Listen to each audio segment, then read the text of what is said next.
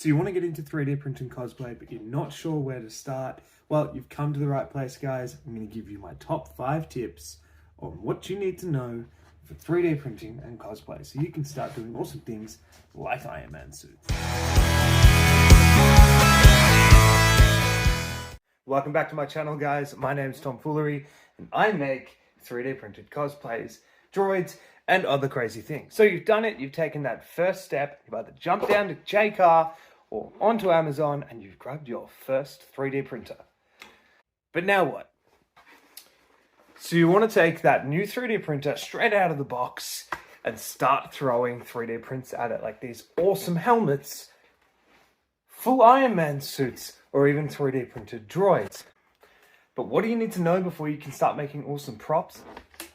Here are my 5 top tips that I've learned over years of making things like this, so you guys can step ahead and start making awesome stuff for yourselves. So let's start by talking about 3D printers themselves before you can jump into printing something like this.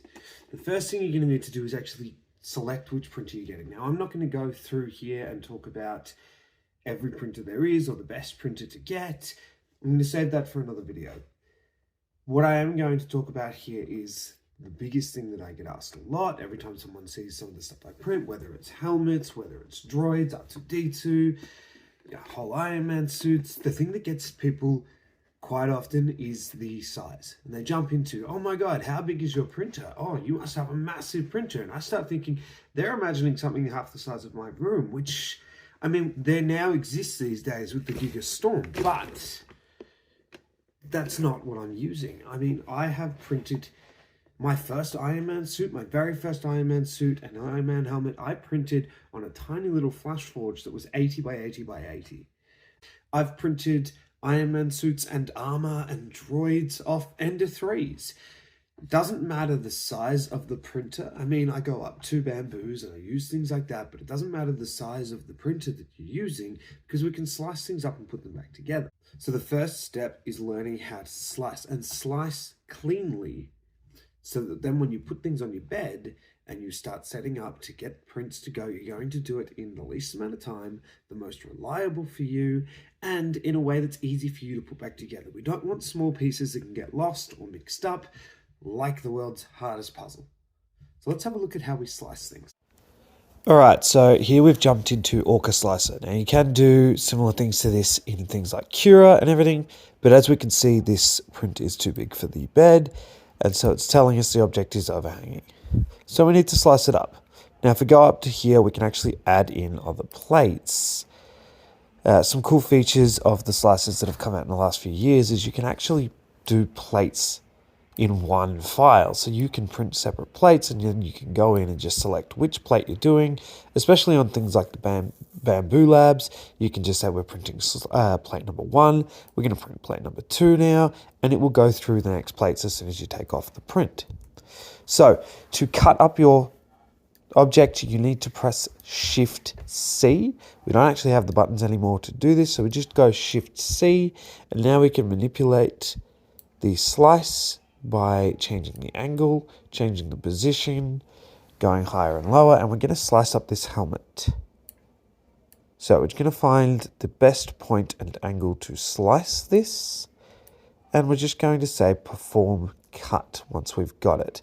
Now we can actually go in and add in little dowel pieces and things. Orca Slicer will do this for you, but right now we don't need to do that. We're just going to go through the helmet. I'll show you that in another video.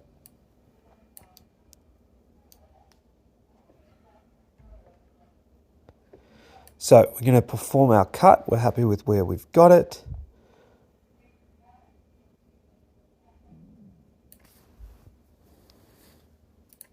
We're going to perform our cut. And now we've got our 2 pieces. So we need to select them separately and we're going to put them on the beds. Now, these are still too big. So we won't be able to slice these in one go and print them. So we're going to cut them up again. So we're going to add a few more beds and then cut up our pieces again until we're happy with what we have.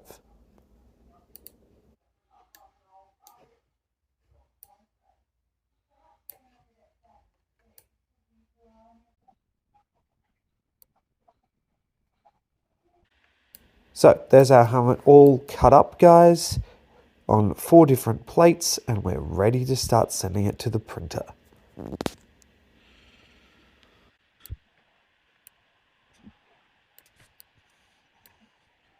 All right, step number 2. So we've sliced everything up, we've printed, we've taken off 100 small pieces off the printer. How are we going to put things back together?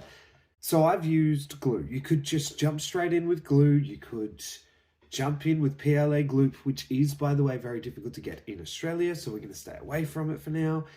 What I've found to be the most reliable method and the strongest method for me, especially if you're going to be wearing suits of armor or cosplay and things, is to PLA weld.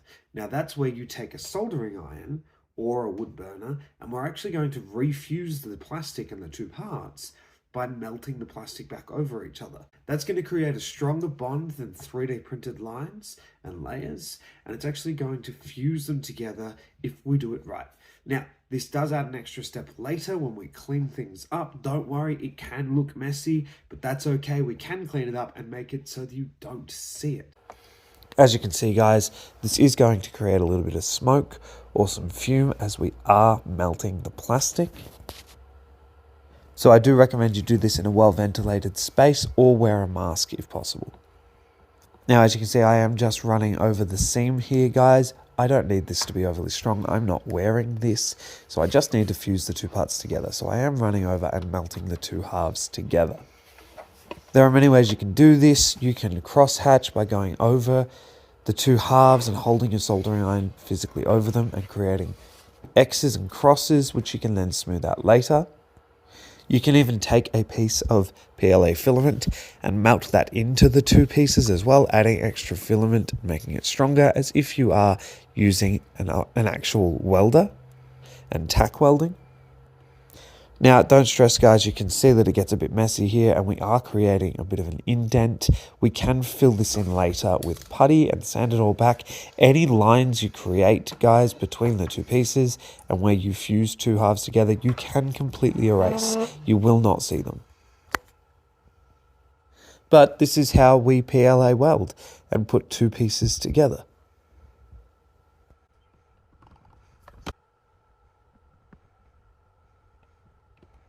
That brings me to step number 3, guys, post-processing. Now, I've done a whole series of videos on post-processing 3D prints and how to take a raw 3D printed object and turn it into something smooth and perfect and finished. And we're all going for that smooth, perfect look, right? That's what we want. Now, you can just take a product off the bed, spray it up, paint it, and start wearing it. And if that's what you want to do, that's perfectly fine. I've done that before with suits of armor. I've made Mandalorian armor and just taken them straight off the bed. I was in a rush, I painted them up, and off I went. But if you want a finished product like the Iron Man suit here, and you want that clean, finished look that you're going to get with a helmet like this, then you need to post-process and you need to take your time. Don't rush it, guys. Don't rush the post-processing steps. I know that it's easy to do and it's exciting and you want to get that helmet off. You want it looking painted and everything and it's all finished. But take your time. That's the best advice I can give, guys. It may take an extra few days. It may take a week or 2. But in the end, it is 100% worth it. I have rushed helmets before. I've seen people that have done projects and prints and cosplay and they've gotten so close. They've spent time sanding, they've spent time filler priming, they've done all of it, but they may have just needed 1 or 2 more layers or steps, but they've rushed in with the paint and either they've let the paint run by not taking their time, or you can still see the layer lines. And that's fine, guys. There's nothing wrong with that. I'm just saying if you want to get that absolute perfection, then take your time. Number 4, don't make your cosplays for anyone else. If you're making cosplays, you're making suits, and you're going to do events like Comic-Con, or you're going to do photo shoots, or you want to get into doing volunteering or supporting people or anything like that, even if you're jumping on TikTok and you want your suits to look good, Don't make them for anyone else. Make them for you. When you're selecting your colors, when you're selecting your sizing. I've seen a lot of suits like Iron Man suits and Captain Rex suits and different things from Star Wars where no, they're not exactly screen accurate. There might be a slightly different color. They might have added little details. They might have made them slightly bigger to fit them. You've got to add in the shoulder padding. You've got to add in extra space around the chest or whatever. That's great because it's your suit. Make the suit for you, guys. Make the suit work for you. I painted this up and I chose these colors because I love these colors. I started painting little bits and it was only going to be details in the gray and I was going to go over with the red, but I loved how it looked. And no, it's not exactly screen accurate, but is it still Iron Man? Yes. Do people still love it? Yes. Do people still look at it and see Iron Man? Does anyone judge? Maybe, but it doesn't matter. I love it. I walk in here every day and I love that suit. I love every time I get to walk out in it. I love the reactions people give. They don't care that the color's slightly off from the show. They don't care that it's not exactly screen accurate to the movie. It's accurate enough for me. I love it. I love the color that I chose. I love the details that I added. And I absolutely enjoy putting it on every time I do it. So make it for you guys. That also brings me to step number 5. Don't compare yourself. It's really easy to do, guys, where we compare ourselves to others. I jump on every day on YouTube, on TikTok, on Instagram, and I start comparing myself to every other cosplayer that makes videos. I compare myself to every other cosplayer that makes suits, to every Iron Man suit, to every Star Wars suit. I'm watching this stuff because I enjoy it, but I do start comparing myself. Don't. Again, guys, this is your hobby. This is your thing. And yes, it will take time. Yes, it takes time to build up to something. I would recommend if you're going to be making suits and things and you want to make cosplay and armor, start with something small. Even if you're starting with an entire Iron Man suit, start with the back plates of the hands or start with the shoulder bits because they're large, flat areas that you can learn your skill, that you can hone in your sanding, your priming things before you move on to the hard detailed bits. Get the easy parts first and build up your skill, get a momentum and make it look good, guys. Don't rush it, as I said before, and don't compare yourself to others. There's nothing wrong with going and getting advice. There's nothing wrong with looking at videos to learn a new skill, watching and going, okay, so that's how they did it. But you're not them. You're not us. You're not me. I'm not you. We're not doing the exact same thing. The temperature might be different on one day. Your hand movements might be different. You might be quicker, taller, short. It doesn't matter, guys. Learn the skills for you and then make the suits for you. Don't compare yourself to others.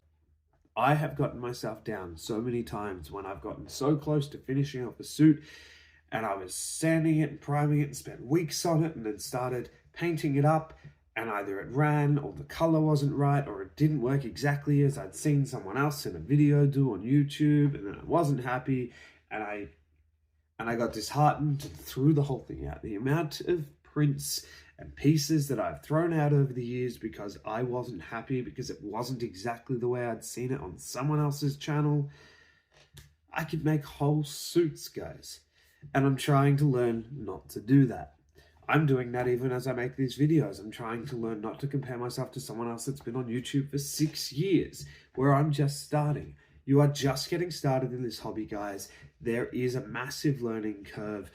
There are people on here, on YouTube, TikTok, and everywhere else that are here to help you and give you advice from their experience. But that's all it is, guys. It's our experience, not yours. Have your own experience and don't compare yourself to others. Best advice I could give when doing this stuff. Learn the skills for you. Anyway, guys, I'm Tom Foolery Cosplay. I hope that this has been enjoyable and helped you along the way. If you have any questions, comments, concerns, or if there's anything I missed or things that you'd like to pick up on, chuck them in the comments below. I do check every single comment, guys, and I do try and post every week and a short almost every day. I also post on TikTok every day, so jump over there and check that out if you like. But if you have any questions, chuck them in the comments below and I will respond. And who knows, it might even give me an idea for my next video. But this is me, guys. I hope this has been helpful and less of a rant for you and you have enjoyed it. If you have any more questions, let me know. But enjoy your builds.